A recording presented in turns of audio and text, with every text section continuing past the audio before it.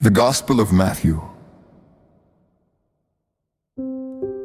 Matthew 27, King James Version.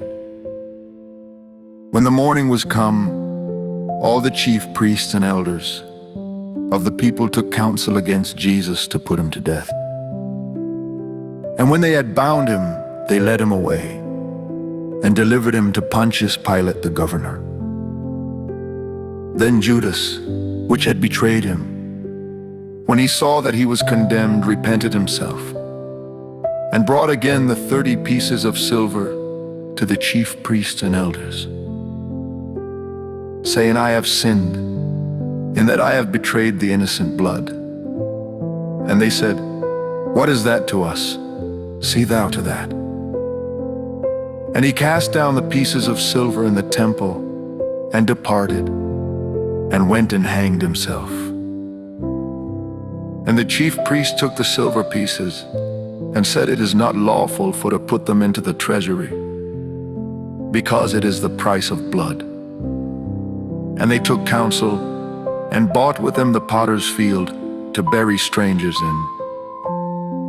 Wherefore that field was called the field of blood unto this day. Then was fulfilled that which was spoken by Jeremy the prophet, saying, And they took the 30 pieces of silver, the price of him that was valued, whom they of the children of Israel did value, and gave them for the potter's field, as the Lord appointed me. And Jesus stood before the governor, and the governor asked him, saying, Art thou the King of the Jews? And Jesus said unto him, Thou sayest. And when he was accused of the chief priests and elders, he answered nothing. Then said Pilate unto him, Hearest thou not how many things they witness against thee? And he answered him to never a word, insomuch that the governor marveled greatly. Now at that feast the governor was wont to release unto the people a prisoner, whom they would. And they had then a notable prisoner, called Barabbas. Therefore when they were gathered together, Pilate said unto them, Whom will ye that I release unto you? Barabbas, or Jesus, which is called Christ?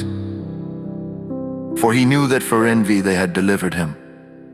When he was set down on the judgment seat, his wife sent unto him, saying, Have thou nothing to do with that just man? For I have suffered many things this day in a dream because of him.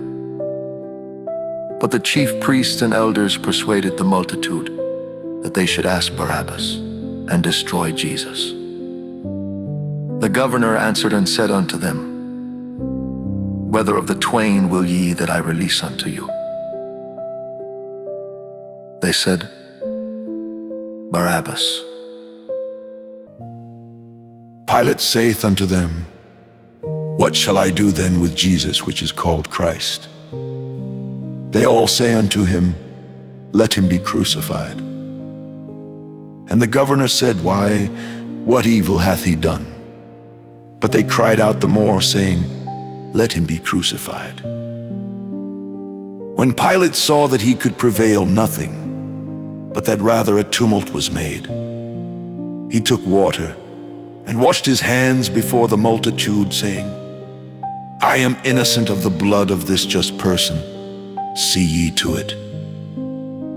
Then answered all the people and said, His blood be on us and on our children. Then released he Barabbas unto them.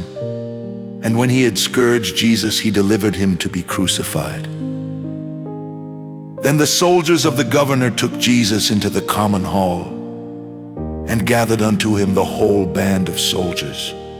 And they stripped him, and put on him a scarlet robe.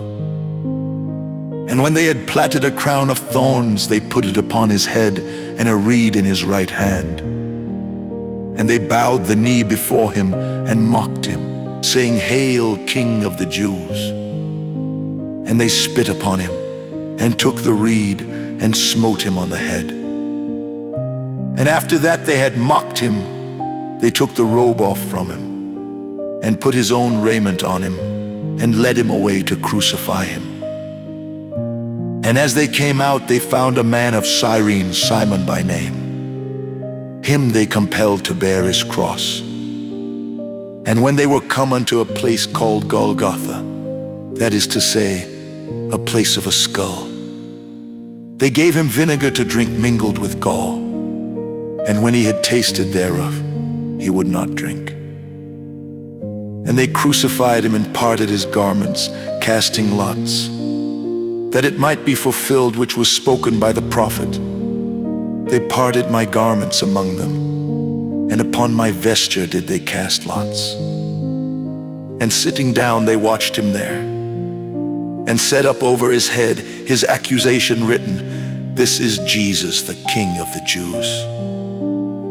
Then were there 2 thieves crucified with him, one on the right hand and another on the left. And they that passed by reviled him, wagging their heads, and saying, Thou that destroyest the temple, and buildest it in 3 days, save thyself. If thou be the Son of God, come down from the cross.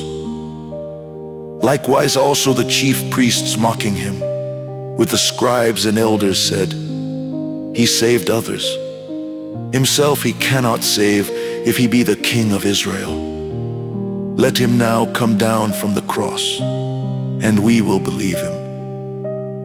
He trusted in God. Let him deliver him now, if he will have him. For he said, I am the Son of God. The thieves also, which were crucified with him, cast the same in his teeth.